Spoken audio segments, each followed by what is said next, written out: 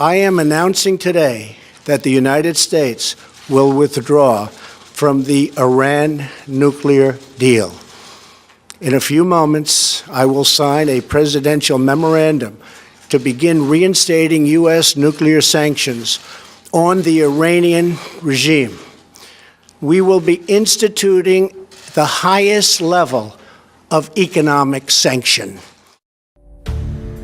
When President Trump announced that the U.S. was going to decertify the Joint Comprehensive Plan of Action, better known as the 2015 Iran nuclear deal, and reinstitute sanctions on the country, one of the reasons he cited for that move was the presentation of new evidence from Israeli intelligence showing that the Iranians had lied about its nuclear program during the negotiation of that deal. Last week, Israel published intelligence documents, long concealed by Iran, conclusively showing the Iranian regime and its history of pursuing nuclear weapons. A few weeks ago, in a great intelligence achievement, Israel obtained 1/2 ton of the material inside these vaults. And here's what we got. 55,000 pages, another 55,000 files on 183 CDs. Everything you're about to see is an exact copy of the original Iranian material. Theatrical props and dramatic rhetoric aside, Israeli Prime Minister Benjamin Netanyahu's recent presentation on the Iranian nuclear deal in fact contained no new information. That Iran had explored a nuclear weapons program prior to 2003 has been known and admitted for years. That they have an archive of this information is not a violation of the Iranian nuclear deal completed in 2015. In fact, if anything, Netanyahu's presentation actually proved the exact opposite of what was intended. Namely, that Iran is abiding by the terms of that treaty and is not covertly pursuing any nuclear weapons activity. That's why they had to go back to 15-year-old information and present it as if it was something new and revelatory. But here's the real head-scratcher in this new round of propaganda over the Iranian nuclear non-threat. There is, in fact, a Middle Eastern nation that is, in fact, in control of a vast, undeclared stockpile of nuclear weapons. This nation does have the capability of deploying those weapons anywhere in the region. It is not a signatory to the Nuclear Non-Proliferation Treaty, and its arsenal has never been inspected by any international agency. But this nation is not Iran. It's Israel. This is the story of the real Middle East nuclear threat. You're watching the Corbett Report. Hand-wringing over Iran's nuclear program is nothing new. It became a mainstay of Western political discourse after an Iranian dissident revealed the Iranian government's plans for a uranium enrichment facility in Natanz in August 2002. But the surprising fact for Americans and others around the world who get their information from the corporate mainstream media is that Iran's pre-2003 nuclear weapons program has long been known and admitted. Since 2003, when the program was scrapped, not a single piece of evidence has been presented, not even by Netanyahu or the Israeli government, that the Iranian government ever pursued anything other than what it said it was pursuing, a nuclear energy program. Not that that fact has ever stopped Netanyahu from using any opportunity to use cartoon-level propaganda tactics to convince the world otherwise. In the case of Iran's nuclear plans to build a bomb, this bomb has to be filled with enough enriched uranium. And Iran has to go through 3 stages. The first stage, they have to enrich enough low-enriched uranium.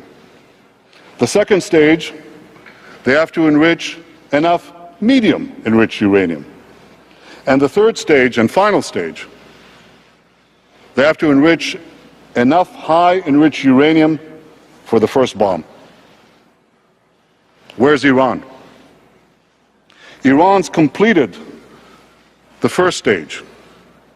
Took them many years, but they completed it, and they're 70% of the way there. Now they're well into the second stage. And by next spring, at most, by next summer, at current enrichment rates, they will have finished the medium enrichment and move on to the final stage. From there, it's only a few months, possibly a few weeks, before they get enough enriched uranium for the first bomb. Ladies and gentlemen, what I've told you now is not based on secret information. It's not based on military intelligence. It's based on the public reports of the International Atomic Energy Agency. Anybody could read them. They're online. So if these are the facts, and they are, where should a red line be drawn? A red line should be drawn right here.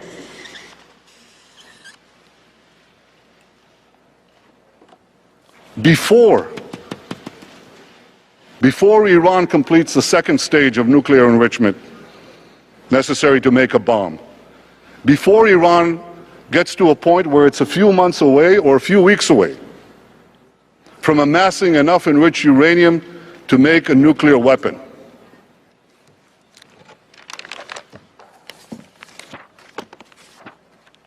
Now, each day that point is getting closer. And that's why I speak today with such a sense of urgency. Of course, Iran was not pursuing nuclear weapons, and Netanyahu's Wile E. Coyote bomb and red line warnings bore no greater semblance to reality than the cartoon propaganda surrounding Saddam's weapons of mass destruction. Not only did the IAEA repeatedly confirm that Iran never diverted any nuclear material into any military program, but even the US intelligence community itself conceded that Iran was not trying to build a nuclear bomb. Most remarkable of all was Mossad's own assessment that Iran was not performing the activity necessary to produce weapons. As I detailed earlier this year in We Need to Talk About the Iran Protests, fear-mongering over Iran's non-existent nuclear weapons program was the basis for an extraordinary series of measures against the country in recent decades.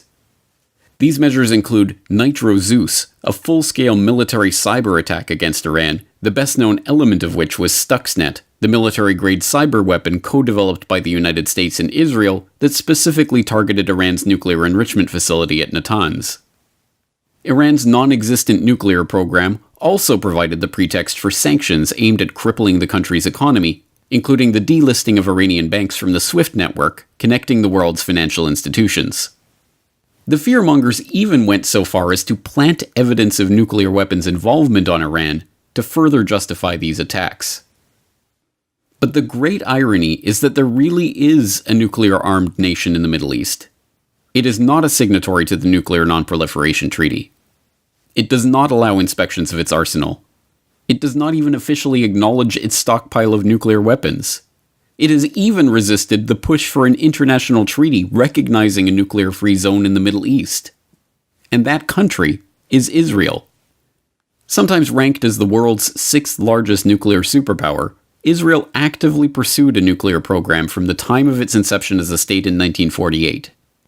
By the late 1950s, they had begun building a reactor and reprocessing plant at Dimona with British and French aid, and by 1967, a classified CIA report estimated that Israel would be capable of producing a nuclear warhead in 6 to 8 weeks. Shortly thereafter, it is believed, Israel began producing and stockpiling a nuclear arsenal. It was the young Shimon Peres back in the 50s who negotiated a secret deal with the French to buy a nuclear weapons reactor like theirs. But while Dimona was going up, intelligence reports reached Washington that Israel was building an atom bomb. Despite claims that Dimona was for peaceful purposes only, Israel's leader Ben-Gurion was summoned to Washington. President Kennedy feared an arms race in the Middle East and demanded inspections. But when inspectors finally entered the plant in May 1961, they were tricked. They were shown a fake control room on the ground floor. They were unaware of the 6 floors below where the plutonium was made. Well, this was something of great pride and almost a legendary story in Dimona, according to Vanunu. When the Americans came, they were completely hoodwinked. All the entrances, including the lift shafts, were bricked up and plastered over, so it was impossible for anyone to find their way down to the lower floors. After Kennedy's assassination, the pressure on Israel was off. His successor, Lyndon Johnson, turned a blind eye.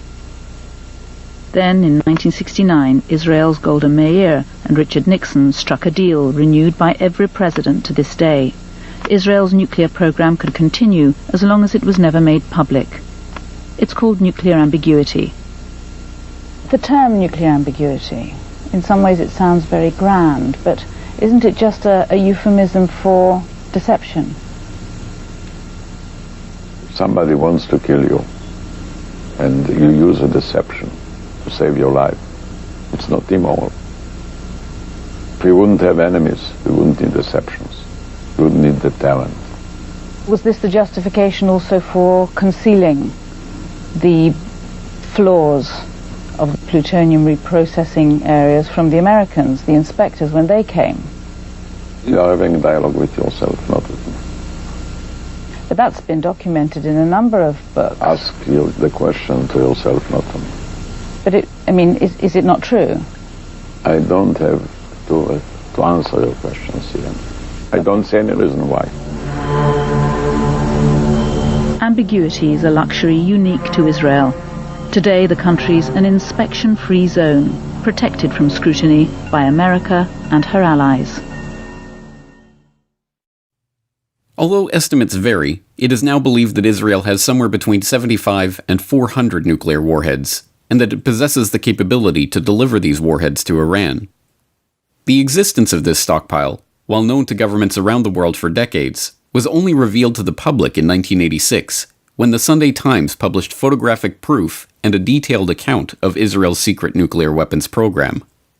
That story was provided by Mordecai Vanunu, a technician at the Dimona facility who spent decades behind bars for his part in revealing this truth to the world.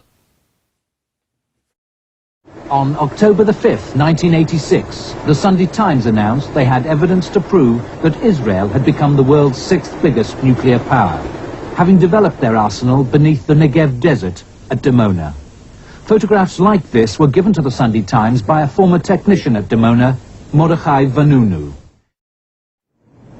Mordechai Vanunu's family, Moroccan Jews, settled in the Negev in the early 60s, inspired by the idea of being a part of Israel. Vanunu did national service in the army. Then, while he worked at Dimona, he began studying philosophy. He became active in student politics. He opposed Israel's invasion of Lebanon. Vanunu came to believe that Israel's nuclear development program was immoral. He left Dimona, and eventually Israel itself. Vanunu arrived in Sydney armed with photographs he'd taken inside Dimona. Here, he turned his back on Judaism and became a Christian. He met Oscar Guerrero, a Colombian journalist who urged him to sell his secrets to the Sunday Times. His evidence was processed at a local photo shop. Vanunu talked openly about what he'd done. It's said that by the time Vanunu arrived in London on September the 12th, 1986, Australian intelligence had already alerted MI6 and the CIA. And Mossad, Israeli intelligence, had already begun questioning his family in Israel. The Sunday Times disguised their informant and moved him from place to place for protection. But in Leicester Square one day, Vanunu met a blonde who called herself Cindy, a beautician from Florida. Meanwhile, Oscar Guerrero, eager to profit from what he knew, turned to the Sunday Mirror. Vanunu's photograph appeared on page 1. Vanunu began to despair. At this point, Cindy was able to lure him to Rome to spend the weekend with her at her sister's apartment. Morning. How many baggage to check in? Not once did Vanunu suspect that Cindy was a Mossad agent and that this was the beginning of a plot to kidnap him. In Rome, the tactics of the Mossad agents changed dramatically. In the apartment, 2 Israeli agents attacked him, beat him, and strangled him really hard, and then chained him, injected drugs to his body, and later on he woke up in a small cell on a boat. The boat went to Israel for a few days, and he arrived to Israel on the 7th of October 1986. Vanunu was assumed dead until he turned up weeks later in Tel Aviv. Vanunu himself, on his way to court, gave the first clue of what had happened to him. Scrawled on his hand was the message, Vanunu was hijacked from Rome, Italy, 30th of the 9th, 86, BA 504. But a key element of this story is missing from the handful of documentaries that do acknowledge Israel's nuclear stockpile. Namely, that these weapons were not merely developed by Israeli scientists working in isolation, but with the aid of a nuclear smuggling ring that helped develop and advance Israel's arsenal by stealing important nuclear technologies from their ally, the United States. These smuggling rings and their activities have been known about and even investigated by the FBI for decades, but largely kept secret from the public. It has fallen to researchers like Grant F. Smith of ERMEP.org, author of Divert, NUMEC, Zalman Shapiro, and the diversion of U.S. weapons-grade uranium into the Israeli nuclear weapons program, to piece together the story from the documents that have been released. On the Corbett report in 2012, Smith revealed the name of one of the high-powered Israeli officials who was at the heart of a plot in the 1970s to smuggle 800 nuclear triggers from the United States. In terms of the FBI uncovering a multi-node network, this one happened to be centered in California. Milco was a company that was incorporated in 1972 by a man named Richard Kelly Smythe, who, when he was discovered sending 800 Krytrons, which are dual-use items that could be used to trigger nuclear weapons, when he was discovered doing that, he skipped bail in the mid-1980s and disappeared until he was picked up by Interpol in the early part of 2000.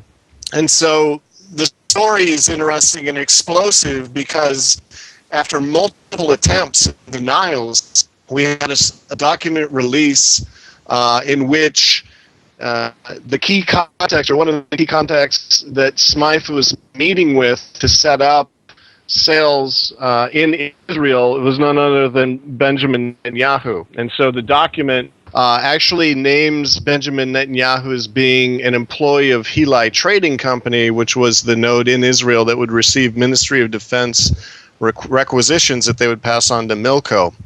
And so the interesting thing about this, of course, is the high-profile nature of Benjamin Netanyahu, the fact that the smuggling ringleader has been identified as Arnon Milchan, a person any American knows for his movie productions such as Pretty Woman and other favorites, who is running this and who a recent book has named as being a top economic espionage spy for Lacom, who worked under Benjamin Bloomberg and Raphael Eitan. But the FBI document that we published on July 4 related to an antiwar.com story was really short and direct. And its core focus was on the fact that in a period when Netanyahu was building himself up as a leader in the terrorism industry, hosting major conferences, having just returned from his studies in the United States, hosting major conferences in the Jonathan Netanyahu Terrorism Institute, named after his brother who was killed on the raid on Entebbe.